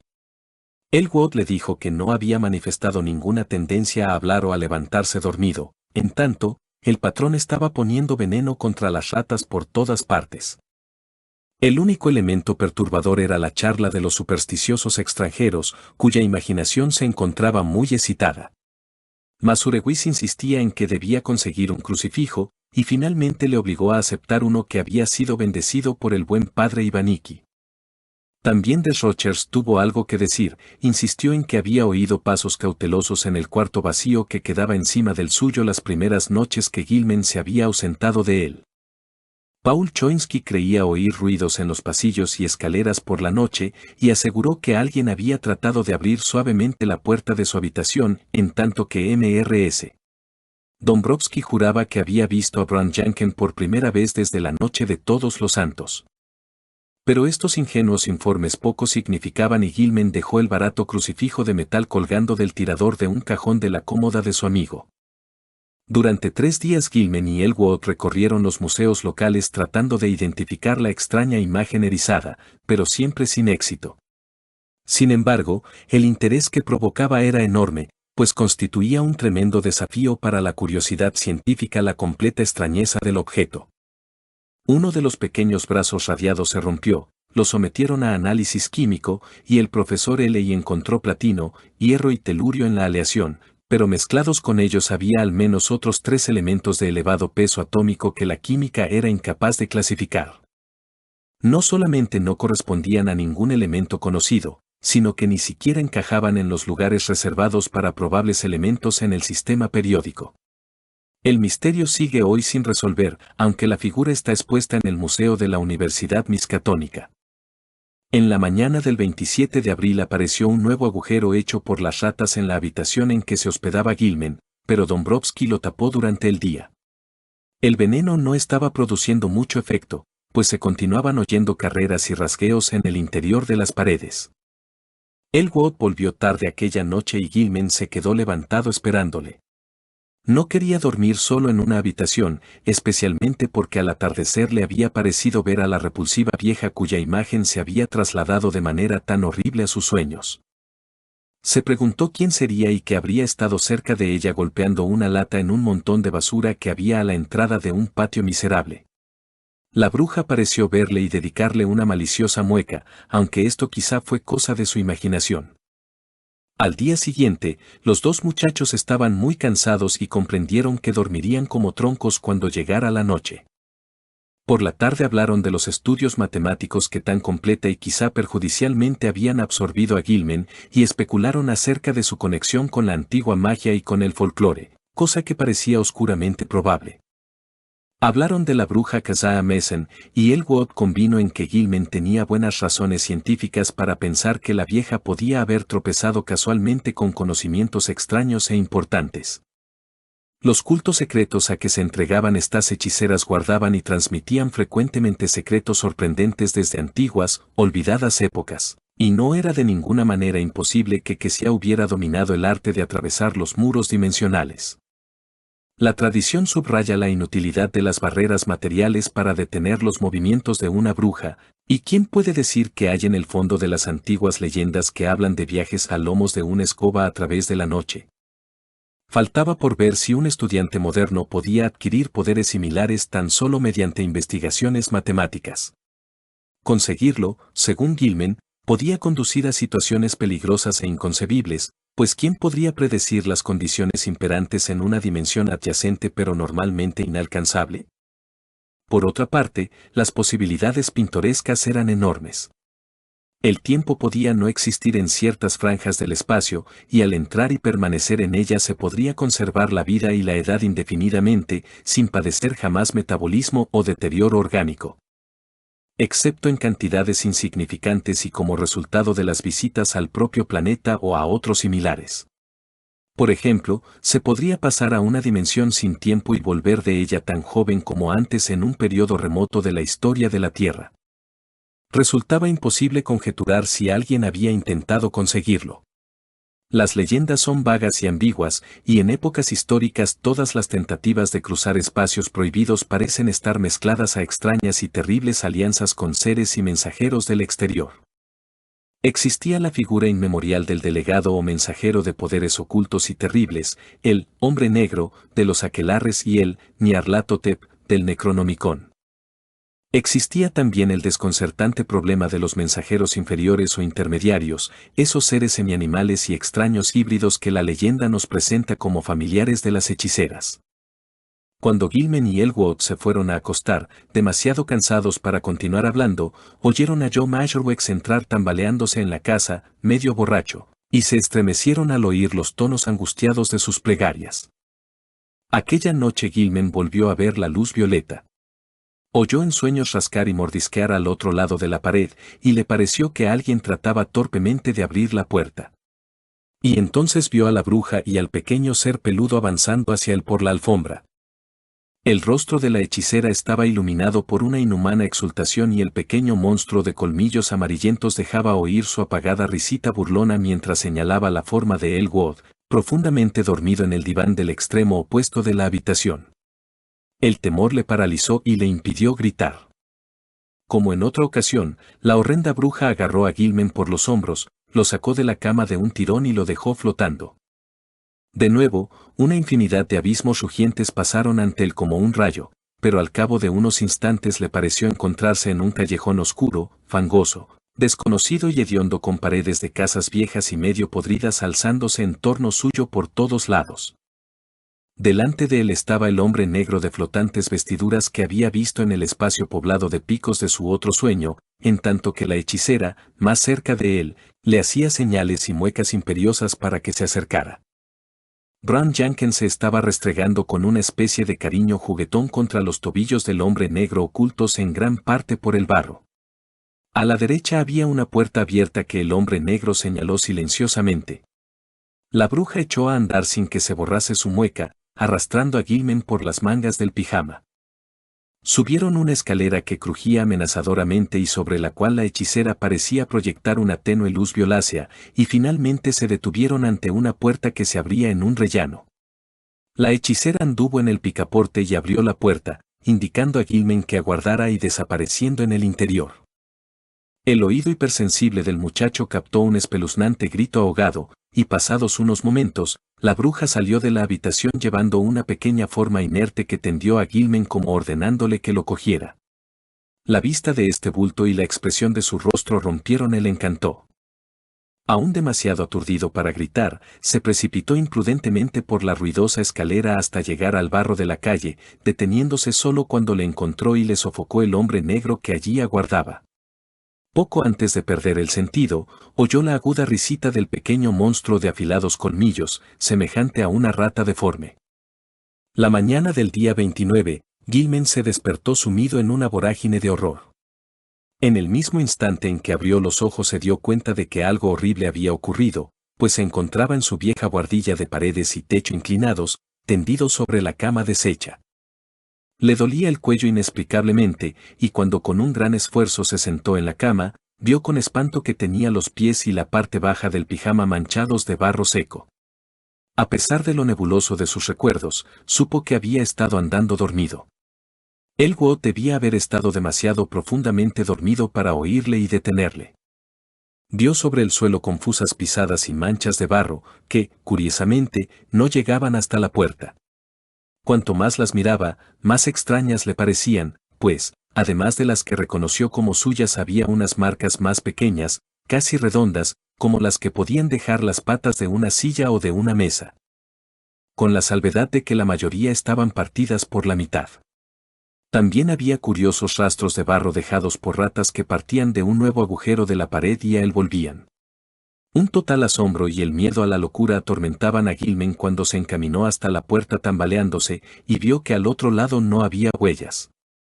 Cuanto más recordaba su horrible sueño, más terror sentía, y los lúgubres rezos de Masuregui 2 pisos más abajo acrecentaron su desesperación. Bajó a la habitación de Elwood, le despertó y comenzó a contarle lo sucedido, pero Elwood no podía imaginar lo que había ocurrido. ¿Dónde podía haber estado Gilman? ¿Cómo había regresado a su cuarto sin dejar huellas en el pasillo? ¿Cómo se habían mezclado las manchas de barro con aspecto de huellas de muebles con las suyas en la buhardilla? Eran preguntas que no tenían respuesta. Luego estaban aquellas oscuras marcas lívidas del cuello, como si hubiera tratado de ahorcarse. Se las tocó con las manos, pero vio que no se ajustaban a ellas ni siquiera aproximadamente. Mientras hablaban, entró Desrochers para decirle que habían oído un tremendo estrépito en el piso de arriba a altas horas de la noche. No, nadie había subido la escalera después de las 12, aunque poco antes había oído pasos apagados en la buhardilla, y también otros que bajaban cautelosamente y que habían despertado sus sospechas. Añadió que era una época del año muy mala para Arkham. Sería mejor que Gilman llevara siempre el crucifijo que Joe Majorwex le había dado. Ni siquiera durante el día se estaba seguro, después del amanecer se habían oído unos ruidos extraños, especialmente el grito agudo de un niño, rápidamente sofocado. Gilman asistió a clase mecánicamente aquella mañana, pero le fue imposible concentrarse en los estudios. Se sentía poseído de un indecible temor y de una especie de expectación y parecía estar aguardando algún golpe demoledor. A mediodía almorzó en el University Spa y cogió un periódico del asiento de al lado mientras esperaba el postre. Pero no llegó a comerlo nunca, pues una noticia de la primera página del periódico le dejó sin fuerzas y con la mirada desvariada y solo fue capaz de pagar la cuenta y volver a la habitación de Elwood con pasos vacilantes. La noche anterior se había producido un extraño secuestro en Ons Gangway. Un niño de 2 años, hijo de una obrera llamada Anastasia Bolejko que trabajaba en una lavandería, había desaparecido sin dejar rastro. La madre, al parecer, temía tal acontecimiento desde hacía algún tiempo, pero los motivos que aducía para explicar sus temores fueron tan grotescos que nadie los tomó en serio. Dijo que había visto a Bram Janken rondando su casa de vez en cuando desde principios de marzo, y que sabía, por sus muecas y risas, que su pequeño Ladislas estaba señalado para el sacrificio en el aquelarre de la noche de Valpurgis. Había pedido a su vecina, Mary Zanuck, que durmiera en su cuarto y tratara de proteger al niño, pero Mary no se había atrevido. No pudo recurrir a la policía, porque no creían en tales cosas. Todos los años se llevaban a algún niño de esta forma, desde que ella podía recordar. Y su amigo Pete Stowacki no había querido ayudarla, porque deseaba librarse del niño. Pero lo que más impresionó a Gilman fueron las declaraciones de un par de trasnochadores que pasaron caminando por la entrada del callejón poco después de medianoche. Reconocieron que estaban bebidos, pero ambos aseguraron haber visto a 3 personas vestidas de manera estrafalaria entrando en el callejón. Una de ellas, según dijeron, era un negro gigantesco envuelto en una túnica, la otra una vieja andrajosa y el tercero un muchacho blanco con su ropa de dormir. La vieja arrastraba al muchacho, y una rata mansa iba restregándose contra los tobillos del negro y hundiéndose en el barro de color oscuro. Gilman permaneció sentado toda la tarde sumido en estupor, y Elwood, que ya había leído los periódicos y conjeturado ideas terribles con lo que allí se decía, así le encontró cuando llegó a casa. Esta vez no podían dudar de que algo muy grave había ocurrido y los estaba amenazando. Entre los fantasmas de las pesadillas y las realidades del mundo objetivo se estaba cristalizando una monstruosa e inconcebible relación, y solamente una intensísima vigilancia podría evitar acontecimientos todavía más horrorosos. Gilman tenía que consultar a un psiquiatra, antes o después, pero no precisamente ahora cuando todos los periódicos se ocupaban del rapto. Lo que había sucedido era muy enigmático, y por el momento tanto Gilman como Elwood suponían en voz baja las cosas más descabelladas. ¿Acaso Gilman había conseguido inconscientemente un éxito mayor del que suponía, con sus estudios sobre el espacio y sus dimensiones? ¿Había salido realmente de nuestro entorno terrestre, para llegar a lugares no adivinados e inimaginables? ¿En dónde había estado, si es que había estado en algún sitio, aquellas noches de demoníaco extrañamiento? Los abismos en penumbra resonando con sonidos terribles, la loma verde, la terraza abrasadora, la atracción de las estrellas, el negro torbellino final, el hombre negro, el callejón embarrado y la escalera, la vieja bruja y el horror peludo de afilados colmillos, los grupos de burbujas y el pequeño poliedro, el extraño tostado de su piel. La herida de la muñeca, la imagen inexplicada, los pies manchados de barro, las señales en el cuello, las leyendas y temores de los extranjeros supersticiosos, ¿qué significaba todo aquello? ¿Hasta qué punto podían aplicarse a un caso semejante las leyes de la cordura? Ninguno de los dos pudo conciliar el sueño aquella noche, pero al día siguiente no fueron a clase y estuvieron dormitando durante horas. Eso fue el 30 de abril, con el crepúsculo llegaría la diabólica hora del aquelarre que todos los extranjeros y los viejos supersticiosos temían. Masurewicz regresó a casa a las 6 de la tarde con la noticia de que la gente susurraba en el molino que el aquelarre tendría lugar en el oscuro barranco al otro lado de Marojeo, donde se levanta la antigua piedra blanca, en un paraje extrañamente desprovisto de toda vegetación. Algunos habían informado a la policía aconsejando que buscaran allí al desaparecido niño de la Bolejko, aunque no creían que se hiciera nada. Joe insistió en que el joven estudiante no dejara de llevar el crucifijo que colgaba de la cadena de níquel, y Gilman le obedeció para complacerle dejando que le pendiera por debajo de la camisa. Avanzada la noche, los dos muchachos estaban sentados medio dormidos en sus sillas, arrullados por los rezos del mecánico de telares en el piso de abajo. Gilman escuchaba a la par que cabeceaba, y sus oídos, sobrenaturalmente agudizados, parecían esforzarse en captar algún sutil y temido murmullo casi apagado por los ruidos de la vieja casa. Recuerdos malsanos de cosas leídas en el Necronomicon y en el libro negro brotaron en su mente, y se encontró balanceándose ajustando los movimientos a execrables ritmos supuestamente pertenecientes a las más grotescas ceremonias del aquelarre, cuyo origen se decía se remontaba a un tiempo y a un espacio ajenos a los nuestros. Al cabo se dio cuenta de que estaba tratando de escuchar los infernales cánticos de los celebrantes en el distante y tenebroso valle. ¿Cómo sabía él tanto acerca de la cuestión? ¿Cómo conocía la hora en que Naab y su acólito iban a aparecer con la rebosante vasija que seguiría al gallo y a la cabra negros? Vio que Elwood se había quedado dormido y trató de llamarle para que despertara. Pero algo le cerró la garganta. No era dueño de sí mismo. ¿Acaso habría firmado en el libro del hombre negro después de todo? Y, entonces, su febril y anormal sentido del oído captó las lejanas notas llegadas en alas del viento. A través de millas de colinas, de prados y de callejones, llegaron hasta él y las reconoció pese a todo. La hoguera ya estaría encendida y los danzarines dispuestos a iniciar el baile. ¿Cómo evitar el marchar hacia allí?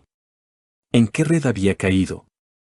Las matemáticas, las leyendas, la casa, la vieja quesía, Brown Janken, y ahora advirtió que había un agujero recién abierto por las ratas en la pared cerca de su diván. Por encima de los distantes cánticos y de las más cercanas preces de Masureguis oyó otro ruido, el sonido de algo que escarbaba furtivamente, pero con decisión, en la pared. Temió que fuera a fallar la luz eléctrica. Y entonces vio la colmilluda y barbada carita asomando por el agujero de las ratas, la maldita cara que acabó por darse cuenta de que se parecía sorprendente y burlonamente a la de la hechicera, y oyó el rumor de alguien que andaba en la puerta. Estallaron ante él los abismos oscuros y llenos de gritos, y se sintió inerme en la presa informe de las agrupaciones iridiscentes de burbujas. Ante él, corría velozmente el pequeño poliedro caleidoscópico y en todo el vacío envuelto en turbulencia se percibió un aumento y una aceleración de la vaga configuración tónica que parecía presagiar un clímax indecible e inaguantable. Le pareció saber lo que iba a ocurrir, la monstruosa explosión del ritmo de Valpurgis, en cuyo cósmico timbre se concentrarían todos los torbellinos primitivos y postreros del espacio-tiempo que yacen más allá de las masas de materia y algunas veces trascienden en medidas reverberaciones y penetran levemente todos los niveles de entidad dando un espantable significado en todos los mundos a ciertos temidos periodos. Pero todo se desvaneció en un segundo. Ahora estaba otra vez en el espacio angosto y picudo bañado por una luz violácea, con el suelo inclinado, las cajas de libros, el banco y la mesa, los extraños objetos y el abismo triangular a cada lado. Sobre la mesa había una figura blanca y pequeña, la figura de un niño desnudo e inconsciente, y al otro lado estaba la monstruosa vieja de horrible expresión con un brillante cuchillo de grotesco mango en la mano derecha y un cuenco de metal de color claro, de extrañas proporciones, curiosos dibujos cincelados y delicadas asas laterales. En la izquierda, entonaba alguna especie de cántico ritual en una lengua que Gilman no pudo entender, pero que parecía algo citado cautelosamente en el Necronomicon. A medida que la escena se aclaraba, Gilman vio a la hechicera inclinarse hacia adelante y extender el bol vacío a través de la mesa. Incapaz de dominar sus emociones, Gilman alargó los brazos, tomó el cuenco con ambas manos y advirtió al hacerlo que pesaba poco. En el mismo momento, el repulsivo Brown Janken trepó sobre el borde del triangular vacío negro de la izquierda. La bruja le hizo señas a Gilman de que mantuviera el cuenco en determinada posición, mientras ella alzaba el enorme y grotesco cuchillo hasta donde se lo permitió su mano derecha sobre la pequeña víctima. El ser peludo de afilados colmillos continuó el desconocido ritual riendo entre dientes, en tanto que la bruja mascullaba repulsivas respuestas. Gilman sintió que un profundo asco dominaba su parálisis mental y emotiva, y que el cuenco de liviano metal le temblaba en las manos. Un segundo más tarde el rápido descenso del cuchillo rompía el encantamiento y Gilman dejaba caer el cuenco con ruido semejante al tañido de una campana en tanto que sus dos manos se agitaban frenéticamente para detener el monstruoso acto. En un instante llegó hasta el borde del piso en declive, rodeando la mesa, y arrancó el cuchillo de las garras de la bruja arrojándolo por el agujero del angosto abismo triangular. Pero, pasados unos instantes, las garras asesinas se cerraban sobre su cuello, en tanto que la arrugada cara adquiría una expresión de enloquecida furia. Sintió que la cadena del crucifijo barato se le hundía en la carne, y en medio del peligro se presentó cómo afectaría la vista del objeto a la diabólica vieja.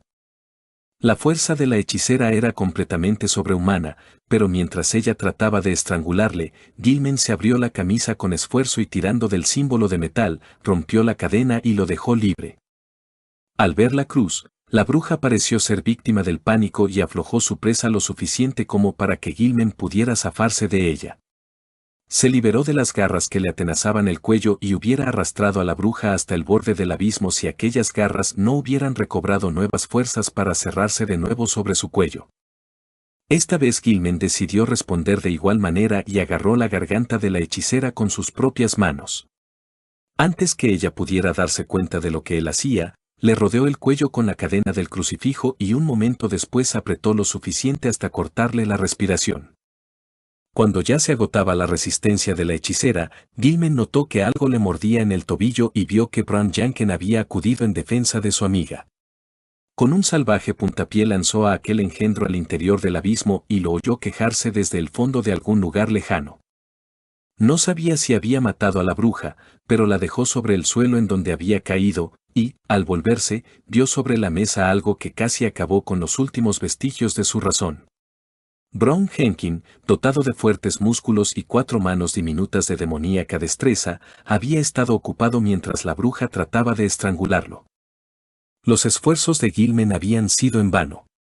Lo que él había evitado que hiciera el cuchillo en el pecho de la víctima, lo habían logrado, en una muñeca, los colmillos amarillentos del peludo engendro y el cuenco que había caído al suelo, estaba lleno junto al pequeño cuerpo sin vida.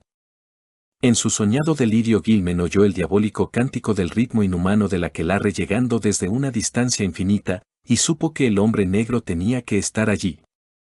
Los confusos recuerdos se mezclaron con la matemática, y se le antojó que su inconsciente conocía los ángulos que necesitaba para guiarse y regresar al mundo normal, solo y sin ayuda, por primera vez. Se sintió seguro de encontrarse en el desván, herméticamente cerrado desde tiempo inmemorial, de encima de su habitación, pero le parecía muy dudoso escapar a través del suelo en declive o de la trampa cerrada hacía tantos años. Además, huir de un desván soñado, no le conduciría sencillamente a una casa imaginada, a una proyección anómala del lugar que realmente buscaba. Se encontraba completamente ofuscado en cuanto a la relación sueño-realidad de lo que había experimentado. El tránsito por aquellos vagos abismos sería terrible, pues el ritmo de Valpurgis estaría vibrando, y al final tendría que oír el latido cósmico que tanto temía y que hasta ahora había estado velado. Incluso podía percibir una apagada sacudida monstruosa cuyo ritmo sospechaba demasiado claramente. En la noche del Sabbat siempre se hacía más sonora y resonaba a través de los mundos para convocar a los iniciados a ritos indescriptibles. La mitad de los cánticos de la noche del Sabbat se ajustaban al ritmo de aquel latido escuchado suavemente que ningún oído humano podría soportar en su desvelada plenitud espacial. Gilman también se preguntó si podría fiarse de sus instintos para regresar a la parte del espacio que le correspondía. Como estar seguro de no aterrizar en aquella ladera de luminosidad violácea de un planeta lejano, en la terraza almenada sobre la ciudad de monstruos provistos de tentáculos, en algún lugar situado más allá de nuestra galaxia, o en las negras vorágines de ese postrer vacío de caos, en donde reina Azatoth, el demonio sultán desprovisto de mente. Inmediatamente antes de lanzarse, se apagó la luz violeta y Gilman quedó en la más completa oscuridad. La bruja, la vieja Kesia, Naab, aquello debía significar su muerte. Y mezclados con los remotos cánticos de la noche del Sabbat y con los quejidos de Bran Janken en el abismo inferior, le pareció oír otros gemidos más frenéticos que llegaban desde profundidades desconocidas. Joe Masurewis, sus conjuros contra el caos reptante, que ahora se convertía en un aullido de triunfo, mundos de sardónica realidad que invadían los torbellinos de sueños febriles, y a Subnikuta, el macho cabrío con el millar de crías. Encontraron a Gilman en el suelo de la buhardilla de extraños rincones mucho antes de que amaneciera, pues el terrible grito había hecho acudir inmediatamente a Desrochers y a Choinsky, a Dombrowski y a Masurewicz, e incluso había despertado a Elwood, que dormía en su sillón. Estaba vivo, con los ojos abiertos y fijos, pero parecía medio inconsciente. Tenía en el cuello las señales dejadas por las manos asesinas y una rata le había mordido en el tobillo. Tenía la ropa muy arrugada y el crucifijo de Joe había desaparecido. Elwood pensó atemorizado, rehusando imaginar la respuesta, qué nueva fórmula había adoptado el sonambulismo de su amigo. Masurewicz estaba medio aturdido por una señal que decía haber recibido en respuesta a sus preces y se persignó frenéticamente cuando se oyó el chillido de una rata que llegaba desde el otro lado de la pared inclinada. Una vez acomodado Gilman en la cama, en la habitación de Elwood, enviaron a buscar al doctor Malkowski, un médico de la vecindad de probada discreción. Le puso 2 inyecciones hipodérmicas que le relajaron y le sumieron en un sueño reparador. El enfermo recobró el conocimiento varias veces durante el día y narró a Elwood algunos pasajes de sus pesadillas más recientes. Fue un proceso muy penoso, y desde el principio se puso de manifiesto un hecho desconcertante. Gilman, cuyos oídos habían mostrado últimamente una anormal sensibilidad, estaba completamente sordo. Volvieron a llamar al doctor Malkowski sin tardanza y dijo que Gilman tenía los 2 tímpanos rotos como resultado de algún estruendo superior al que cualquier ser humano pudiera concebir o soportar. ¿Cómo había podido oír semejante ruido en las últimas horas sin que despertara todo el valle del Miskatonic? Era más de lo que el honrado médico podía decir. Elwood escribió su parte de la conversación y así pudieron comunicarse los 2 amigos. Ninguno de los 2 podía explicarse aquel caótico asunto y decidieron que lo mejor que podían hacer era pensar en ello lo menos posible. Pero estuvieron de acuerdo en marcharse de aquella maldita casa lo antes posible. Los periódicos de la noche hablaron de una batida llevada a cabo por la policía poco antes del amanecer en un desfiladero de más allá de Meadow Hill, donde alborotaban unos curiosos noctámbulos, mencionando que la piedra blanca había sido objeto de supersticiones desde hacía mucho tiempo. No se habían practicado detenciones, pero entre los fugitivos que huyeron se creyó ver a un negro enorme. En otra columna se decía que no se habían encontrado rastros del niño desaparecido, Ladislas Bolejko. El horror que coronó todo sobrevino aquella misma noche. Elwood jamás lo olvidaría, y no pudo volver a clase durante el resto del curso debido a la crisis nerviosa que sufrió como consecuencia de ello. Le pareció oír a las ratas del otro lado del tabique durante toda la velada, pero les prestó poca atención. Fue luego, mucho después de que Gilman y él se hubieran acostado, cuando comenzaron los atroces gritos. Elwood saltó de la cama, encendió la luz y se acercó hasta el sofá en que dormía su amigo. Gilman daba gritos de naturaleza realmente inhumana, como si estuviera sometido a una tortura indescriptible. Se retorcía bajo las sábanas, y una gran mancha roja empezaba a extenderse en las mantas. Elwood apenas se atrevió a tocarle, pero, poco a poco, fueron disminuyendo los gritos y la agitación. Para entonces, Dombrowski, Choinsky, Desrochers, Masurewicz y el huésped del piso alto se habían reunido en la puerta de la habitación y el casero había enviado a su mujer a telefonear al doctor Malkowski. Un grito se les escapó a todos cuando algo que parecía una rata de gran tamaño saltó del ensangrentado lecho y huyó por el suelo hasta un nuevo agujero recién abierto en la pared. Cuando llegó el médico y comenzó a retirar las ropas de la cama, Walter Gilman había muerto. Sería una atrocidad hacer algo más que insinuar lo que causó la muerte a Gilman. Casi tenía un túnel abierto en el cuerpo, y algo le había comido el corazón.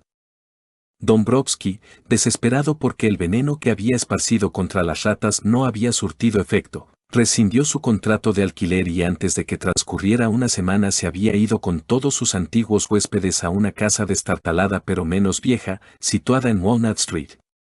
Durante algún tiempo lo peor fue mantener callado a Masurewicz, pues el taciturno mecánico de telares jamás estaba sobrio y siempre andaba gimiendo y mascullando acerca de espectros y cosas terribles. Parece que aquella última y espantosa noche yo se había agachado para ver de cerca las huellas rojas que había dejado la rata desde la cama de Gilman hasta el agujero de la pared. Sobre la alfombra aparecían confusas, pero había un trozo de suelo al descubierto desde el borde de la alfombra hasta el friso de la pared. Allí Masurewis encontró algo monstruoso, o creyó encontrarlo, pues nadie se mostró de acuerdo con él a pesar de la indudable extrañeza de las huellas. Las marcas del suelo eran muy diferentes de las dejadas habitualmente por las ratas, pero ni siquiera Choinsky y Desrochers quisieron reconocer que eran como huellas de 4 diminutas manos humanas. Nunca se volvió a alquilar la casa. Tan pronto como la dejó Dombrowski, empezó a cubrirla el manto de la desolación definitiva, pues la gente la rehuía, tanto por su mala fama como por el pésimo olor que en ella se advertía. Tal vez el veneno contra las ratas del inquilino anterior había surtido efecto después de todo, pues al poco tiempo de su partida, la casa se convirtió en una pesadilla para la vecindad. Los funcionarios de sanidad encontraron que el mal olor procedía de los espacios cerrados que rodeaban la buhardilla del este de la casa y dedujeron que el número de ratas muertas debía de ser enorme. Pero decidieron que no valía la pena abrir y desinfectar aquellos lugares tanto tiempo clausurados, ya que el hedor desaparecería pronto y el vecindario no era muy exigente. De hecho, siempre circularon rumores acerca de hedores inexplicables en la casa de la bruja inmediatamente después de la víspera del día 1 de mayo y de la noche de Todos los Santos. Los vecinos se resignaron por desidia, pero el mal olor fue un elemento más en contra de aquel lugar. Finalmente, la casa fue declarada inhabitable por las autoridades. Los sueños de Gilman y las circunstancias que los rodearon no han sido explicados nunca. Elwood, cuyas ideas sobre aquel episodio son a veces casi enloquecedoras, volvió a la universidad el otoño siguiente y se graduó en el mes de junio. A su regreso notó que los comentarios habían disminuido en la ciudad y, en efecto, pese a ciertos rumores que aún circulaban sobre risas fantasmales que resonaban en la casa desierta, rumores que duraron casi tanto tiempo como el propio edificio. No se ha vuelto a murmurar acerca de las apariciones de la vieja Xiao de Brandjanken desde que Gilman murió. Fue una suerte que Elwood no se encontrara en Arkham después, aquel año en que ciertos sucesos hicieron que se reanudaran bruscamente los rumores acerca de pasados horrores. Por supuesto, oyó hablar del asunto más tarde y sufrió los indecibles tormentos de oscuras y desconcertadas conjeturas, pero peor habría sido que hubiera estado allí y hubiera visto las cosas que probablemente habría visto. En marzo de 1931, un gran vendaval arrancó el tejado y la gran chimenea de la casa de la bruja, entonces ya abandonada, y muchos ladrillos, tejas cubiertas de moho, tablones medio podridos y vigas se derrumbaron sobre el desván atravesando el suelo. Todo el piso de la buhardilla quedó sembrado de escombros, pero nadie se tomó la molestia de limpiar hasta que le llegó a la casa la hora de la demolición. Esto ocurrió en diciembre y cuando se procedió a limpiar lo que había sido habitación de Gilman y se encargó esta labor a unos obreros que se mostraron aprensivos y poco deseosos de hacerla, comenzaron los rumores. Entre los escombros caídos a través del derrumbado techo inclinado, los obreros descubrieron ciertas cosas que les llevaron a interrumpir su trabajo y llamar a la policía. Esta requirió posteriormente la presencia de un juez de primera instancia y de varios profesores de la universidad. Había allí huesos, triturados y astillados, pero fácilmente identificables como humanos, huesos cuya evidente contemporaneidad no encajaba con la remota fecha en que tuvieron que ser introducidos en el desván de bajo techo inclinado, cerrado desde muchísimo tiempo atrás a todo ser humano. El médico forense dictaminó que algunos de los huesos correspondían a un niño pequeño, en tanto que otros, que se encontraron mezclados con jirones de tela podrida de color oscuro, pertenecían a una mujer más bien pequeña y de edad avanzada. El cuidadoso examen de los escombros permitió también encontrar gran cantidad de huesos de ratas atrapadas en el derrumbamiento, y otros huesos más antiguos roídos de tal modo por unos pequeños colmillos que fueron y son aún motivo de controversia y reflexión. Se hallaron también trozos de libros y papeles, y un polvo amarillento consecuencia de la total desintegración de volúmenes y documentos todavía más antiguos. Todos los libros y papeles sin excepción parecían ser de magia negra en sus formas más avanzadas y espantosas, y la fecha evidentemente reciente de algunos de ellos sigue siendo un misterio tan inexplicable como la presencia allí de huesos humanos. Un misterio todavía mayor es la absoluta homogeneidad de la complicada y arcaica caligrafía encontrada en una gran diversidad de papeles cuyo estado y filigrana hacen pensar en diferencias temporales de por lo menos 150 o 200 años.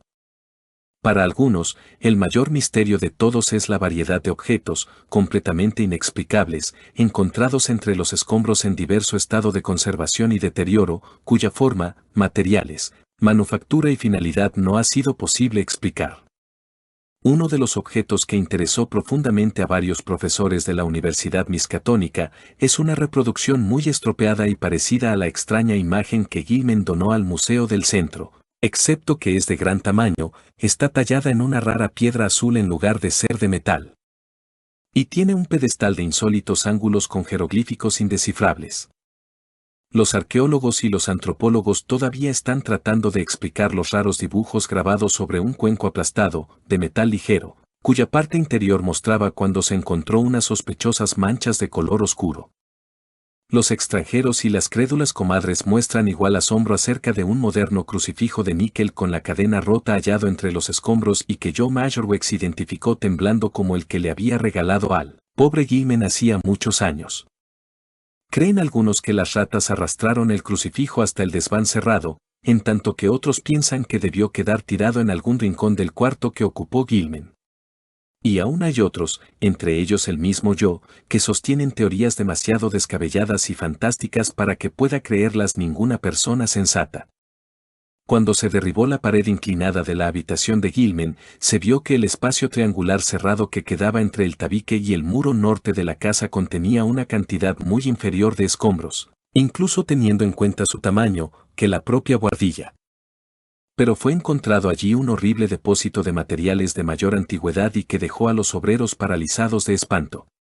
En pocas palabras, el suelo era un verdadero osario de huesos infantiles, unos bastante recientes, mientras que otros retrocedían en infinita gradación hasta un periodo tan remoto que su pulverización era casi total.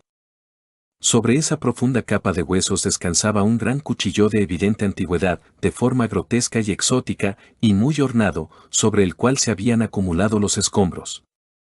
En medio de esos desechos, embutido entre un tablón caído y un montón de ladrillos de la chimenea, había un objeto destinado a provocar en Arkham mayor perplejidad, disimulado temor y rumores supersticiosos que los que hubiera despertado cualquier otra cosa hallada en la casa maldita. Era el esqueleto, parcialmente aplastado, de una enorme rata enferma cuyas anomalías anatómicas todavía son tema de discusión y motivo de singular reticencia entre los miembros del Departamento de Anatomía de la Universidad. Es muy poco lo que ha trascendido acerca de ese esqueleto, pero los obreros que lo descubrieron susurran con voz autorizada acerca de los largos pelos de color castaño oscuro relacionado con él. Los huesos de las diminutas patas, según los rumores, hacen pensar en la capacidad prensil típica de un mono diminuto más que de una rata, mientras que el pequeño cráneo con sus afilados colmillos de color amarillo es extraordinariamente anómalo y, visto desde ciertos ángulos, se asemeja a una parodia degradada de manera monstruosa y en miniatura, de un cráneo humano. Los obreros se santiguaron aterrados cuando encontraron este blasfemo vestigio, pero luego encendieron velas de agradecimiento en la iglesia de San Estanislao porque pensaron que aquella risita aguda y fantasmal ya nunca se volvería a oír. Fin.